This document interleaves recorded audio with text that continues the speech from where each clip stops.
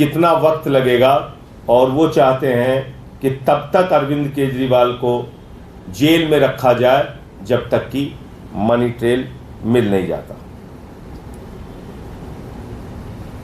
इसमें एक लाइन है, ED is silent on how the proceeds of crime have been utilised by AAP in Goa elections even after 2 years the alleged amount remains to be traced out. जिन पैसों का आरोप लगाया जा रहा है कि गोवा इलेक्शन में उसका इस्तेमाल किया गया, उसको आज तक 2 साल के बावजूद, 2 साल बीत जाने के बावजूद ईडी उसको ट्रेस नहीं कर पाई है।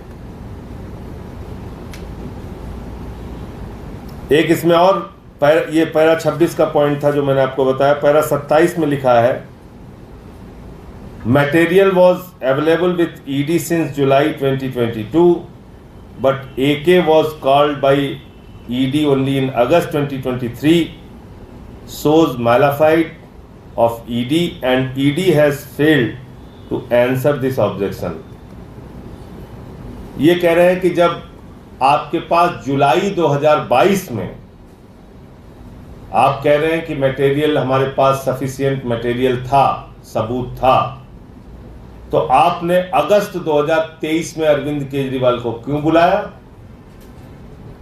इससे कहीं ना कहीं ईडी की दुर्भावना, ईडी की मंशा जाहिर होती है, और उनकी गिरफ्तारी ठीक चुनाव से पहले, 2 साल से आप इन्वेस्टिगेशन कर रहे हैं, उनकी गिरफ्तारी ठीक चुनाव से पहले हो रही है।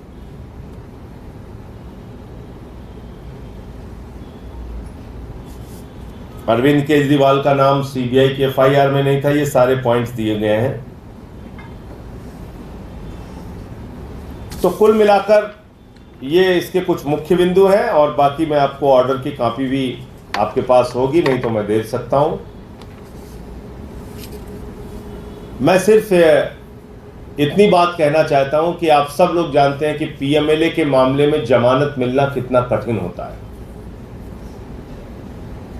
और जब नियमित जमानत मिलती है तो उसकी बुनियादी शर्त यह है कि जज इस बात से, न्यायाधीश इस बात से संतुष्ट होना चाहिए कि जो व्यक्ति है, जो आरोपी है, वो निर्दोष है। यह लिखा हुआ है PMLA के कानून में।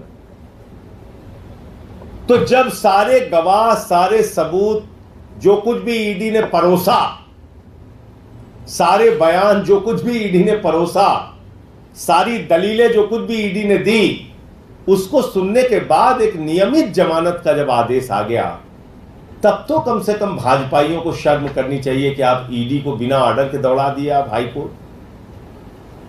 अब इस आदेश के बाद पूरी की पूरी भारतीय जनता पार्टी को खामोश होकर अरविंद केजरीवाल और आम आदमी पार्टी से माफी मांगनी चाहिए, और चोरी और बेईमानी और भ्रष्टाचार भाजपाइयों ने किया है।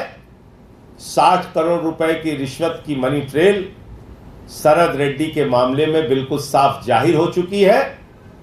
इलेक्टोरल बॉन्ड के रूप में वो रिश्वत भाजपाइयों ने ली है, उनको पकड़ के जेल में डालना चाहिए।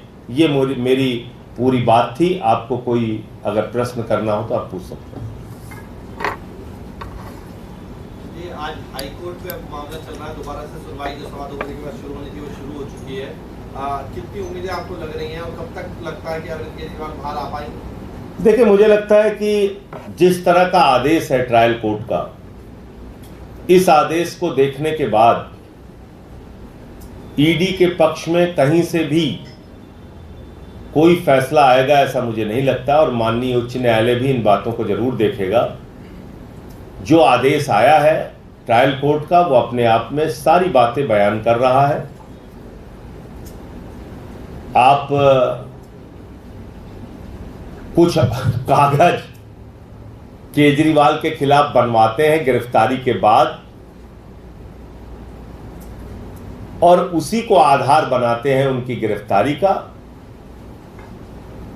एक व्यक्ति को, एक व्यवसायी को पकड़ते हैं, 4 महीने, 5 महीने, 6 महीने जेल में रखते हैं, उससे पहले के 10 बयान लेते हैं जिसमें केजरीवाल का जिक्र नहीं है, अंतिम के 2 बयान लेते हैं जिसमें केजरीवाल का जिक्र है, उसके बाद उसकी जमानत हो जाती है, बाहर हो जाता है। तो ये सारी बातें हैं और हम लोग तो पहले से कह रहे हैं कि ये मामला ही पूरा झूठा है, कोई सबूत इनके पास नहीं है।